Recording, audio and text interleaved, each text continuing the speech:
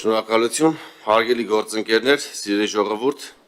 օրենքի առաջին ընթերցումից հետո այս ընթացքում հիմնականում հնչել է երկու տեսակի քննադատություն իմ հեղինակած օրենսդրական նախաձեռնության վերաբերյալ։ Առաջին խումբը պնդում էր, որ սահմանված գումարները բարձր են եւ պետք է գնալ համաներման ճանապարհով, որպեսզի բանակից խուսափած քաղաքացիները առանց ծառայելու եւ առանց որևէ վճարում կատարելու կարողանան վերադառնալ Հայաստան։ Երկրորդ խումբը դրամագծորեն հակառակն էր ասում, որ անթույլատրելի է, որ որևէ գումարի դիմաց ազատել քրեական պատասխանատվությունից։ Սկսեմ առաջին խմբից։ Համաներումը անընդունելի լուծում է եւ խորապես անարդար է ծառայած զինծառայողների, ծառայության ընթացքում վիրավորվածների եւ հատկապես զոհված զինծառայողների ընտանիքների նկատմամբ։ Մենք սա արդեն անցել ենք։ 2021 թվականին ընդունվել է համաներման մասին օրենք։ Այդ պահին բանակից խուսափելու համար հետախուզվում էր 11106 քաղաքացի։ Համաներումից օգտվեց ընդամենը 1360-ը։ Այսինքն համաներումը չլուծեց խնդիրը, այլ ընդամենը ժամանակավոր փակեց աչքերը դրա վրա։ Ավելին, շատ կարճ ժամանակ անց մենք կրկին ունեցանք նույն խնդիրը։ Նոր քաղաքացիներ, որոնք 27 տարին լրացել էր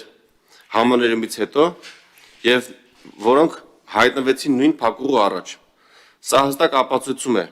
որ համաներումը ոչ համակարգային, ոչ արդար եւ ոչ արդյունավետ լուծում է։ Հիմա անդրադառնամ երկրորդ քննադատությանը։ Այն քաղաքացիները, ովքեր խուսափել են զինվորական ծառայությունից եւ շարունակում են մնալ հետախուզման մեջ, ոչ միայն օգուտ չեն բերում պետությանը, այլ տարիներով կտրվում են Հայաստանի Հանրապետությունից իրենց ընտանիքներով հանդերձ։ Մենք կորցնում ենք մարդկային ներուժ, սոցիալական կապեր եւ տնտեսական ակտիվություն։ Բացի այդ, գործող օրենսդրությամբ 37 տարին լեռնալուց հետո քրեական գործերը կարճվում են վաղեմության ժամկետի հիմքով։ Եթե մենք այսօր 27-ից 37 տարեկան քաղաքացիներին այս այլընտրանքը չտանք, նրանք պարզապես եւս մի քանի տարի կմնան հետախուզման մեջ եւ հետո առանց ծառայելու եւ առանց վճարելու կազատվեն պատասխանատվությունից։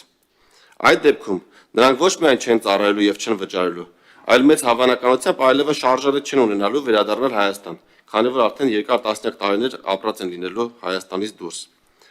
Վերջին տարիներին 2500-ից ավել քրեական գործ է կարճվել վաղեմության ժամկետն անցած լինելու հիմքով։ Այս դեպքում պետությունը կորցնում է եւ հնարավոր զինծառայողներ, եւ ուղիղ ֆինանսական մուտքեր, եւ տնտեսության մեջ առաջացող շղթայական ազդեցություն, քանի որ վերադարձող քաղաքացիները ոչ միայն ուղիղ պետությանն են վճարում, այլ նաեւ այստեղ ապրում են, կատարում են գնումներ, օգտվում են ծառայություններից եւ տնտեսական ակտիվություն են ստեղծում։ Ամփոփելով ասեմ, իմ առաջարկած մոդելը ոչ համաներում է եւ ոչ էլ փողի դիմաց հացի լուծում։ Սա ծառայության այլընտրանքային տարբերակ է, որը վերադարձնում է մարդկանց Հայաստան, ապահովում է ծառայություն կամ պետական բյուջե մուտքեր